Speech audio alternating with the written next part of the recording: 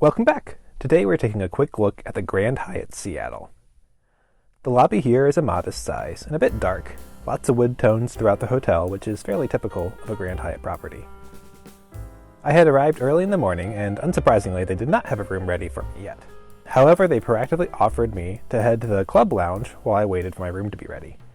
Breakfast was still being served, and it made for a great place to relax and join a couple work meetings. I'll talk more about the club lounge later in the video.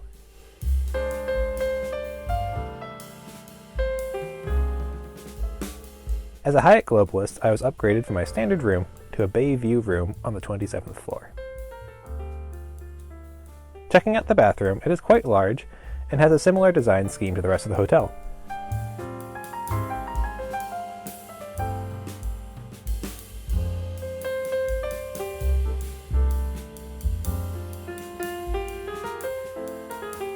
This bathroom has a walk-in shower with two completely separate, individually controlled shower heads. Not sure I've ever seen that in a hotel room before. There is no bathtub in this room, but there are bathtubs in other rooms in the hotel.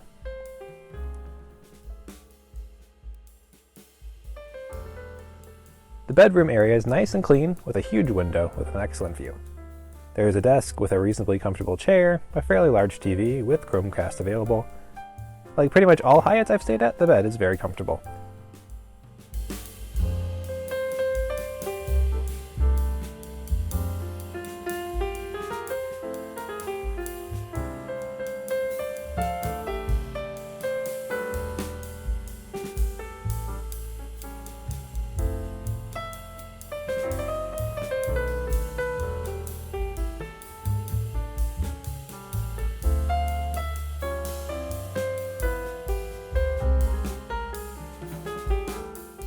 There's a fancy climate control system here, but it has some pretty terrible input lag when pressing buttons.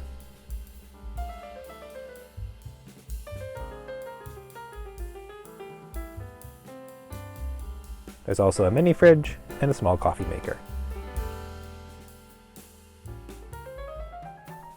Next up, let's check out the club lounge. It's not huge, but it has comfortable seating and a nice view of the city. There was a reasonable selection for the breakfast buffet, and the coffee machine has flavored syrups available.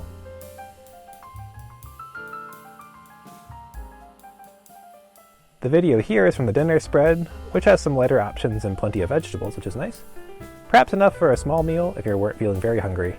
There are only prepackaged snacks available during lunchtime. The highlight of the lounge, and perhaps the entire hotel, was the staff there. They were simply amazing and really went above and beyond to be helpful. The fitness center is large and well equipped. Down the hall is a sauna as well. If you want spa services, the sister property right across the street, the Hyatt Olive 8, has a full service spa available.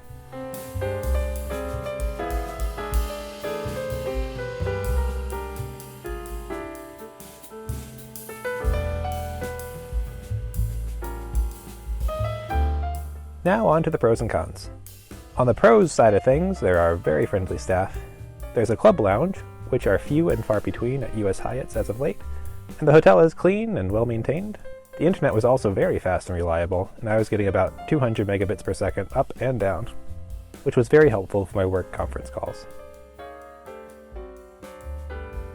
On the cons side of things, I didn't have too many complaints. The main issue I encountered is that they were not able to get me a room until an hour after the regular check-in time, despite having arrived very early in the morning. It felt like they had just forgotten that I was waiting, and it took me checking back a couple times before they finally got it sorted out. It's also perhaps a bit expensive at 20,000 points. Now let's talk about the Globalist benefits. I booked this hotel using 20,000 Hyatt Points. Cash rates at the time were about $350. I am a Hyatt Globalist, and the status recognition here was pretty good. While they had no suites available, they did put me in a very nice room with an excellent view. Globalists also get access to the club lounge, and it's a very welcome benefit, and I got a lot of value out of it. Overall, I was pleased with my stay and wouldn't hesitate to come back. I hope you enjoyed this video. Please leave a comment if you have any questions or feedback.